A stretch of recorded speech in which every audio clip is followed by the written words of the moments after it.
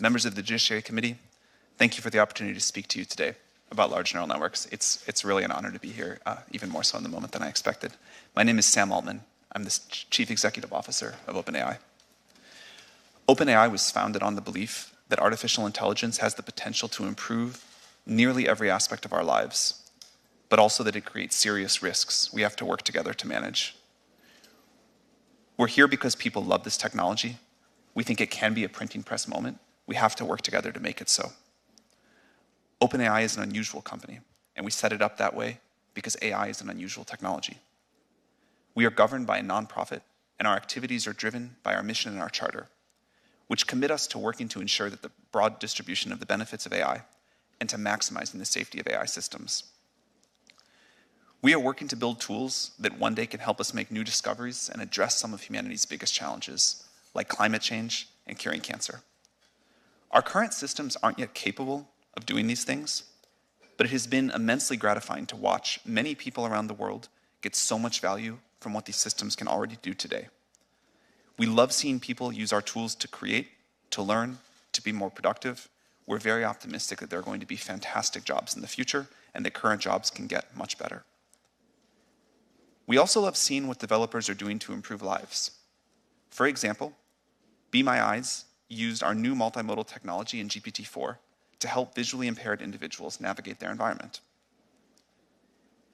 We believe that the benefits of the tools we have deployed so far vastly outweigh the risks, but ensuring their safety is vital to our work, and we make significant efforts to ensure that safety is built into our systems at all levels. Before releasing any new system, OpenAI conducts extensive testing, engages external experts for detailed reviews and independent audits, improves the model's behavior, and implements robust safety and monitoring systems. Before we released GPT-4, our latest model, we spent over 6 months conducting extensive evaluations, external red teaming, and dangerous capability testing. We are proud of the progress that we made. GPT-4 is more likely to respond helpfully and truthfully and refuse harmful requests than any other widely deployed model of similar capability. However, we think that regulatory intervention by governments will be critical to mitigate the risks of increasingly powerful models. For example, the US government might consider a combination of licensing and testing requirements for development and release of AI models above a threshold of capabilities. There are several other areas I mentioned in my written testimony where I believe that companies like ours can partner with governments, including ensuring that the most powerful AI models adhere to a set of safety requirements, facilitating processes to develop and update safety measures, and examining opportunities for global coordination. And as you mentioned, I think it's important that companies have their own responsibility here, no matter what Congress does. This is a remarkable time to be working on artificial intelligence. But as this technology advances, we understand that people are anxious about how it could change the way we live. We are too. But we believe that we can and must work together to identify and manage the potential downsides so that we can all enjoy the tremendous upsides. It is essential that powerful AI is developed with democratic values in mind, and this means that US leadership is critical. I believe that we will be able to mitigate the risks in front of us and really capitalize on this technology's potential to grow the US economy and the world's, and I look forward to working with you all to meet this moment, and I look forward to answering your questions. Thank you. By saying, my questions here are an attempt to get my head around and to ask all of you to help us to get our heads around what this generative AI, particularly the large language models, what it can do. So I'm trying to understand its capacities and then its significance. So I'm looking at a paper here entitled Large Language Models Trained on Media Diets Can Predict Public Opinion. This is just posted about a month ago. The authors are Chu, Andreas, Anselabere, and Roy. And their conclusion, this work was done at MIT and then also at Google. Their conclusion is that large language models can indeed predict public opinion. And they go through and model why this is the case. And they conclude ultimately that an AI system can predict human survey responses by adapting a pre-trained language model to subpopulation-specific media diets. So in other words, you can feed the model a particular set of media inputs, and it can, with remarkable accuracy, the paper goes into this, predict then what people's opinions will be. I want to think about this in the context of elections.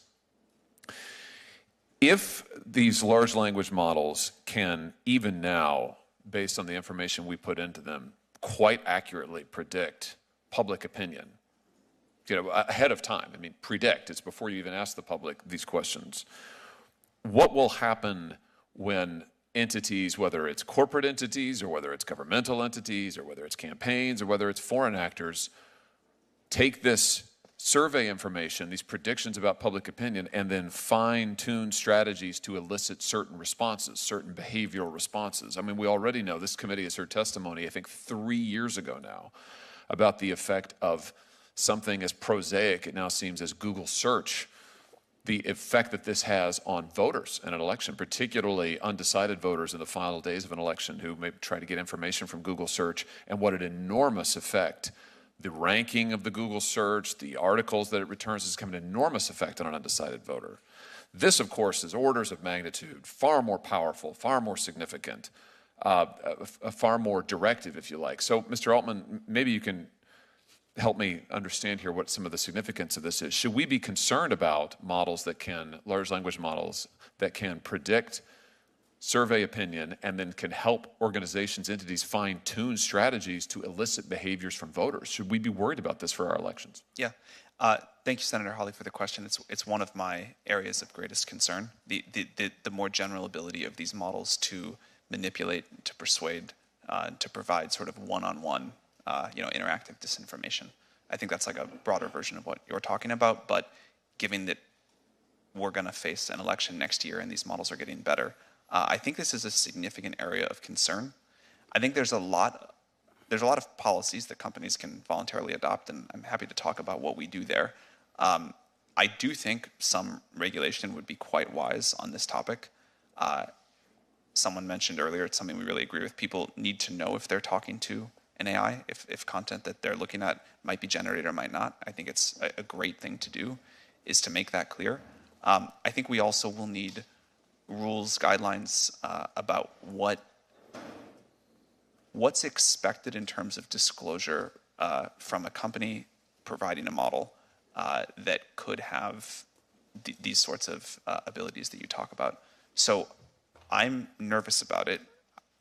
I think people are able to adapt quite quickly. When Photoshop came onto the scene a long time ago, for a while people were really quite fooled by photoshopped images, and then pretty quickly developed an understanding that images might be photoshopped. This will be like that, but on steroids. And the interactivity, the ability to really model, predict humans well, as you talked about, I think is going to require a combination of companies doing the right thing, regulation, and public education. For opening this up to all committee members. If we're going to contemplate a regulatory framework, we're going to have to define what it is that we're regulating. So, Mr. Altman, any such law will have to include a section that defines the scope of regulated activities, technologies, tools, products. Just take a stab at it. Yeah, thanks for asking, Senator Ossoff. I think it's super important. I think there are very different levels here, and I think it's important that any new approach, any new law does not stop the innovation from happening with smaller companies, open source models, researchers that are doing work at a smaller scale. That's a wonderful part of this ecosystem and of America, and we don't want to slow that down. There still may need to be some rules there, but I think we could draw a line at systems that need to be licensed in a very intense way. The easiest way to do it, I'm not sure if it's the best, but the easiest would be to talk about the amount of compute that goes into such a model. So we could define a threshold of compute, and it'll have to change. It could go up or down. It could down as we discover more efficient algorithms that says above this amount of compute, you are in this regime.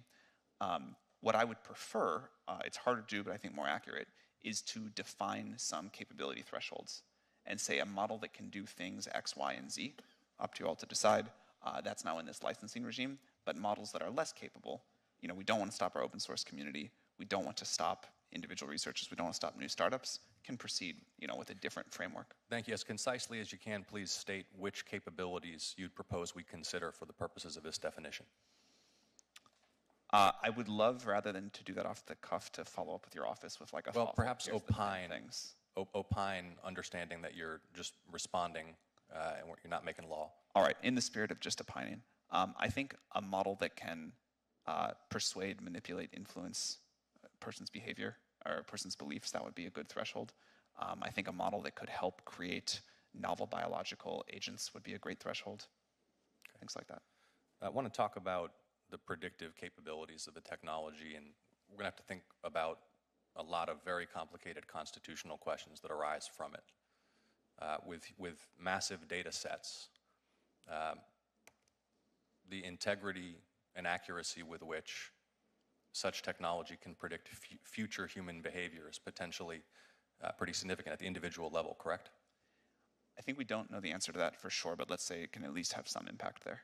Okay, so we may be confronted by situations where, for example, a law enforcement agency deploying such technology seeks some kind of judicial consent to execute a search or to take some other police action on the basis of a modeled prediction about some individual's behavior. But that's very different from the kind of evidentiary predicate that normally police would take to a judge in order to get a warrant. Talk me through how you're thinking about that issue. Yeah, I think it's very important that we continue to understand that these are tools that humans use to make human judgments and that we don't take away human judgment. I don't think that people should be prosecuted based off of the output of an AI system, for example. We have no national privacy law. Europe has rolled one out to mixed reviews. Do you think we need one? I think it'd be good. And what would be the qualities or purposes of such a law that you think would make the most sense based on your experience? Again, this is very far out of my area of expertise. I think there's many, many people that are privacy experts that could weigh in on what a law needs. I'd still like you to weigh in. I mean, I think a minimum is that users should be able to sort of opt out from having their data used by companies like ours or the social media companies. It should be easy to delete your data. I think but the thing that I think is important from my perspective running an AI company is that if you don't want your data used for training these systems, you have the right to do that. So let's think about how that would be practically implemented. I mean, as I understand it, your tool and certainly similar tools, one of the inputs will be scraping, for lack of a better word, data off of the open web, right, as a low-cost way of gathering information. And there's a vast amount of information out there about all of us. How would such a restriction on the access or use or analysis of such data be practically implemented? So I was speaking about something a little bit different, which is the data that someone generates, the questions they ask our system, things that they input there, training on that. Data that's on the public web that's accessible, even if we don't train on that, the models can certainly link out to it. So that was not what I was referring to. I think that there's ways to have your data, or there should be more ways to have your data taken down from the public web, but certainly models with web browsing capabilities will be able to search the web and link out to it. When you think about implementing a safety or a regulatory regime to constrain such software and to mitigate some risk, is your view that the federal government would make laws such that certain capabilities or functionalities themselves are forbidden in potential? In other words, one cannot deploy or execute code capable of X? Yes. Or is it the act itself, X, only when actually executed? Well, I think both. I'm a believer in defense in depth. I think that there should be limits on what a deployed model is capable of and then what it actually does too. How are you thinking about how kids use your product? You have to be 18 or up or have your parents' permission at 13 and up to use a product, but we understand that people get around those safeguards all the time, and so what we try to do is just design a safe product. And there are decisions that we make that we would allow if we knew only adults were using it, that we just don't allow in the product because we know children will use it some way or other too. In particular, given how much these systems are being used in education, we want to be aware that that's happening. I think and Senator Blumenthal has done extensive work investigating this. What we've seen repeatedly is that companies whose revenues depend upon volume of use, screen time, intensity of use, design these systems in order to maximize the engagement of all users, including children, with perverse results in many cases. And what I would humbly advise you is that you get way ahead of this issue, the safety for children of your product. Or I think you're going to find that Senator Blumenthal, Senator Hawley, others on the subcommittee, and I will look very harshly on the deployment of technology that harms children. We couldn't agree more. I think we're out of time, but I'm happy to talk about that if I can respond. Go ahead. Well, it's up to the chairman. Okay. First of all, I think we try to design systems that do not maximize for engagement. In fact, we're so short on GPUs, the less people use our products, the better. But we're not an advertising-based model. We're not trying to get people to use it more and more. And I think that's a different shape than ad-supported social media. Second, these systems do have the capability to influence in obvious and in very nuanced ways. And I think that's particularly important for the safety of children, but that will impact all of us. One of the things that we'll do ourselves, regulation or not, but I think a regulatory approach would be good for also, is requirements about how the values of these systems are set and how these systems respond to questions that can cause influence. So we'd love to partner with you. Couldn't agree more on the importance. Thank you. Your company is not claiming that Section 230 applies to the tool you have created. Yeah, we're claiming we need to work together to find a totally new approach. I don't think Section 230 is even the right framework. Okay, so under the law it exists today, this tool you create, if I'm harmed by it, can I sue you? That is beyond my area of legal expertise. Have you ever been sued? Not for that, no. Have you ever been sued at all, your company? Yeah, OpenAI gets sued. Huh? Yeah, we've gotten sued before. Okay, and what for? I mean, they've mostly been like pretty frivolous things, like I think happens to any company. But like the examples my colleagues have given from artificial intelligence that could literally ruin our lives, can we go to the company that created that tool and sue them? Is that your understanding? Yeah, I think there needs to be clear responsibility by the companies. But you're not claiming any kind of legal protection like Section 230 applies to your industry. Is that correct? No, I don't think we're saying that. Mr. Altman, why are you so willing to have an agency? Senator, we've been clear about what we think the upsides are, and I think you can see from users how much they enjoy and how much value they're getting out of it, but we've also been clear about what the downsides are, and so that's why we think we need an agency. So it's a major tool to be used by a lot of people, It's a major new technology. Okay, if we you think it'll be... Yeah, if you make a ladder and the ladder doesn't work, you can sue the people that made the ladder, but there's some standards out there to make a ladder. So that's why we're agreeing with you. Yeah, that's right. I think you're on the right track. So here's what my 2 cents worth for the committee is that we need to empower an agency that issues a license and can take it away. Wouldn't that be some incentive to do it right if you could actually be taken out of business? Clearly that should be part of what an agency can do. Now, and you also agree that China's doing AI research, is that right? Correct. This world organization that doesn't exist, maybe it will, but if you don't do something about the China part of it, you'll never quite get this right. Do you agree?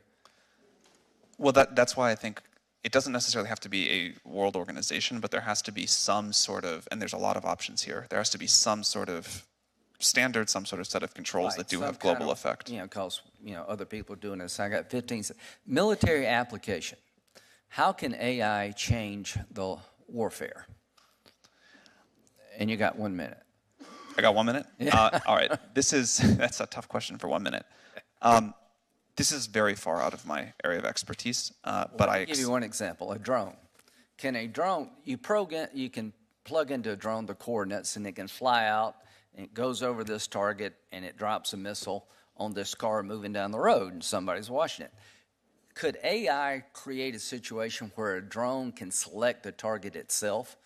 I think we shouldn't allow that. Well, can it be done? Sure. There's quite a list.